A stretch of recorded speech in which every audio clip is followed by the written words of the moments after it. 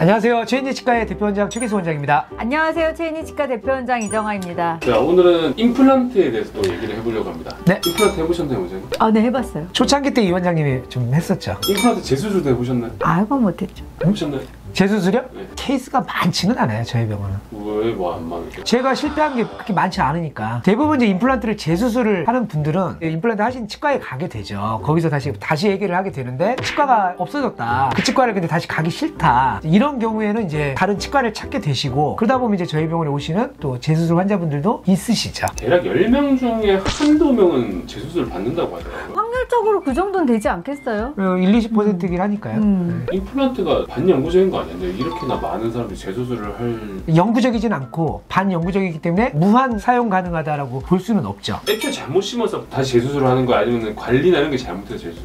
둘 다지 뭐. 그렇지. 가장 첫 번째 원인은 당연히 정직하게 얘기해서 치과 의사가 잘못 심으면 재수술하게 되죠. 대부분 그러면 초창기에 보통 망가져요. 몇 달 안에 또는 뭐 1년 안에 그 정도 안에 보통 망가지죠. 그 외에 대부분은 오래 사용하다가 뭐 3년, 5년, 10년 사용하다가 뇌치아도 관리 못해서 결국 잇몸질환 생겨서 빼는 경우 있잖아요. 흔들거리고. 임플란트도 오래 사용하다 보면 잇몸병이 생겨서 그걸 이제 보통 임플란트 주위염이라고 하는데 그런 것들에 의해서 임플란트를 빼게 되는 경우 대부분 많죠. 임플란트 지금 생각만 해도 무서운데요. 이거 어떻게 관리를 안 했길래 그런 게 생기는 거예요? 그 주변으로 잘 못 닦으면 생기는 거 아니에요? 저는? 맞아요. 당연히 이제 청결 상태가 유지가 잘 안 됐을 때 쉽게 생각하면 이제 양치질 잘 안 되고 스케일링 자주 안 하고 음식물 끼는데 내버려 두고 이러면 당연히 잇몸병이 생기죠. 이게 내가 보니까 교정 환자분들도 임플란트랑 비슷한 거를 잇몸에다 스크류라는 걸 심잖아요. 그 주변으로 염증이 나. 스크류 주위 염증염. 그렇죠, 그렇죠. 주위염 뭐 이런 것처럼. 근데 환자들이 안 닦으려고 안 닦는 게 아니라 거기를 건드리기가 너무 무서운 거야. 내가 이걸 잘못 건드렸다가 이게 흔들리면 어떡하지? 그런 것처럼 임플란트도 그 주변으로 건드렸다가 흔들릴까봐 못 닦는 경우도 꽤 될 거예요. 대부분은 임플란트 고생하고 심으셨다 해도 한 1년, 2년 지나면 잊어버려요. 이렇게 무서운 걸 잊어버리게 돼. 근데 문제는 그러면서 양치질의 중요성도 잊어버리죠. 좀 안타까운 것도 이런 게 있죠. 나는 열심히 닦아요. 정말 하루에도 몇 번씩 닦아요. 근데 칫솔질한 점수가 별로 높은 점수가 안 나와. 중요한 부위를 구석구석을 꼼꼼하게 닦아야 되는데 다른 데를 닦고 오시는 경우들. 그래서 이제 치과에 와서 스케일링을 자주 하는 것이 사실 제일 좋아요. 근데 이렇게 딱 설명하는 것만 들어도 최 원장님은 굉장히 T 성향을 갖고 있는 치과 의사 같죠? 저는 굉장히 F 성향을 갖고 있는 거지 않아요? 맞아요. 저는 TTT죠. 올 T예요 그냥.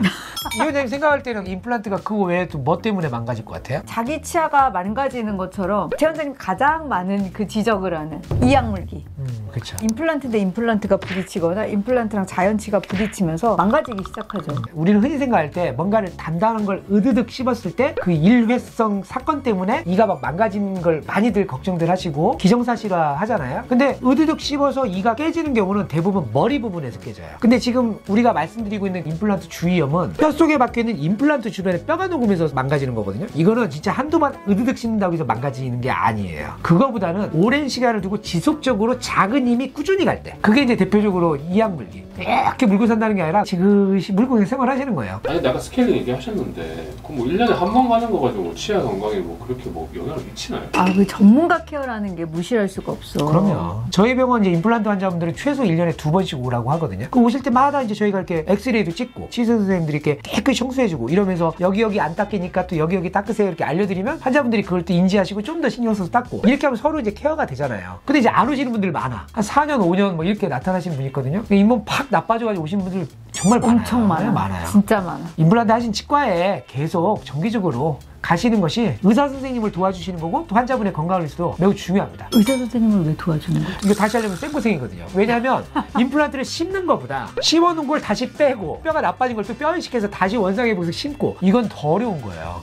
그러니까 내가 심었으면 그 환자분은 정말 별탈 없이 100살 할아버지 될 때까지 잘 쓰기를 바라죠. 이거 재수술 하면은 많이 아플까요? 당연히 아프죠. 일단 재수술을 하게 되는 그 임플란트 주위염이 됐을 때 아무런 불편감이 없을 가능성은 거의 없어요. 대부분 뭐 부었어요, 냄새나요, 피나요, 씹을 때 좀 이상해요. 뭐 이런 것들을 다 불편감이 갑자기 나타나는 거죠. 제가 증례를 보면서 하나 설명을 해드릴게요. 첫 번째 상체 사진을 보면 12번 치아에 노랗게 고름 나오는 게 보여요. 엑스레이 찍어보면 뼈가 이렇게 약간 비스듬히 꺼진 게 보이죠? 임플란트 실패하면요, 어느 한계까지는 치료를 해서 좋아질 수 있는데 그 한계를 넘어서면 결국 치료라는 것은 그 임플란트를 빼내는 겁니다. 그래서 이제 다음 화면을 보면 잇몸을 열었어요. 그럼 잘 보시면 임플란트에 이제 나사가 보이고 옆에 보면 뼈가 이렇게 푹 꺼져 있죠. 그러면 이 공간만큼의 염증들이 가득 차요. 결국은 임플란트를 빼내야게 되죠. 임플란트를 이제 빼는 또 특수한 기계들이 있습니다. 임플란트 하시는 치과 선생님들은 뭐 많이들 갖고 있는 여러 가지 기구들이 있는데 그 임플란트에 맞는 기계를 선정해서 나사 돌리듯이 빼든지 뭐 잘라서 뽑든지 해서 이런 식으로 나사를 빼요. 빼고 나면 이제 잇몸에 뻥 구멍이 뚫렸잖아요. 그럼 여기다 다시 임플란트를 심게 되면은 빈 공간이 좀 생긴단 말이죠. 공간이 메꿔져서 내 임플란트 새로 심은 걸 다시 꽉 잡아줘야 되니까 흔히 이제 우리는 치조골 이식, 뼈 이식을 한다고 하죠. 이렇게 담뿍 담아놓고 막을 이렇게 덮어준 다음에 몇 달 지나면 앞서 처음 보여드린 엑스레이와 지금 엑스레이를 유심히 잘 보시면 처음에는 뼈가 이렇게 비스듬히 꺼져 있었는데 지금은 다시 이제 이렇게 평평하게 메꿔진 게 보여지죠. 완성되면 내 치아처럼 다시 보이는 상태가 되는 거죠. 작은 자랑이지만 보통 이렇게 뼈가 팍 꺼지고 그러면 잇몸도 막 뻑뻑뻑뻑 뒤로 물러나거든요. 수술을 잘해야 잇몸이 이렇게 꺼지지 않고 내 치아 같이 또 자연스럽게 해결이 됩니다. 잘했네. 나름 이런 면에서는 좀 잘 많이 돼요. 늘었어.